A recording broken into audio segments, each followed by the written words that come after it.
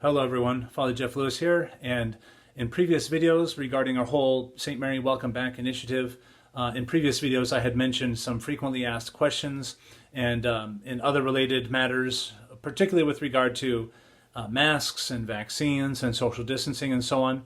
I have put many of these questions to the bishop, as I'm sure many other priests have and other members of the faithful in the diocese. And the diocese has issued a statement regarding updated protocols for the Mass.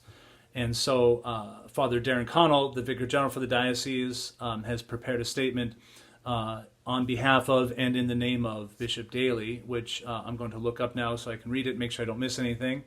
And so here now are the updated protocols and guidance for how we can celebrate the Mass. Please note the updated guidance regarding COVID-19 and the celebration of the Eucharist. Number 1. Fully vaccinated priests and parishioners do not have to wear masks or maintain 6 feet of distance at Mass. This includes the distribution and reception of Holy Communion. So that's the first protocol. And just in regard to St. Mary, what we'll begin doing here at St. Mary the weekend of June 5th and 6th is we will return to having 4 communion lines for distribution of Holy Communion, as we had done before COVID. So, 2 on the one side and 2 on the other, and just parallel lines coming down each of those side aisles, and then people returning, up the far side aisles or up the main aisle. And so, so we will return on June 5th and 6th. We return to having those 4 communion lines, and any of you parishioners who had been extraordinary ministers of Holy Communion. Therefore, I would encourage you to contact the parish office as soon as you can to let us know if you're interested and ready to resume your participation in that particular ministry for Mass. So if you'd like to go back to being an extraordinary minister of Holy Communion for Mass, please contact the parish office and let us know. Okay, so one more time, just to be clear, the first protocol updated for us again. Fully vaccinated priests and parishioners do not have to wear masks or maintain 6 feet of distance at Mass. This includes the distribution and reception of Holy Communion. Number 2, priests and parishioners who are not fully vaccinated must continue to follow protocols currently in place regarding wearing masks and maintaining 6 feet of distance. Given the difficulties and complications involved with verifying those who are fully vaccinated, we're going to have to proceed on the honor system, so to speak. We are not to be COVID police, mask police, vaccine police, and every single person has a right to medical privacy and is not required to answer any medical questions or provide medical proof, or lack thereof, for anything. So, as pastor, I'm going to assume that if I see you coming to Mass and you don't have a mask on, that you have been vaccinated, and it is on your conscience, not mine, not on anyone else's. Okay, and finally, on that regard, I ask everyone, please respect the medical privacy of others. Thank you very much for your cooperation in that regard. Protocol number 3, until further notice, we will continue to refrain from the sign of peace, and also until further notice, we will continue to refrain from offering the precious blood.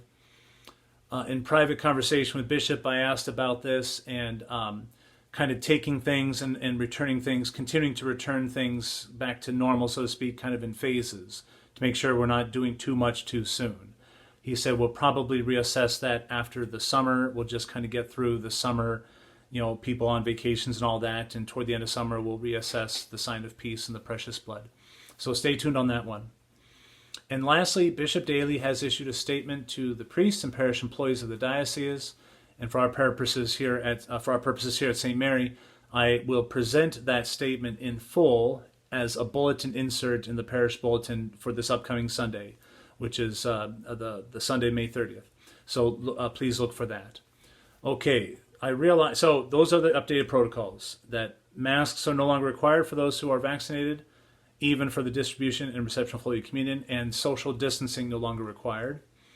And those who are not vaccinated are asked to continue maintaining protocols currently in place. And until further notice, the sign of peace will continue to be absent, and distribution of the precious blood.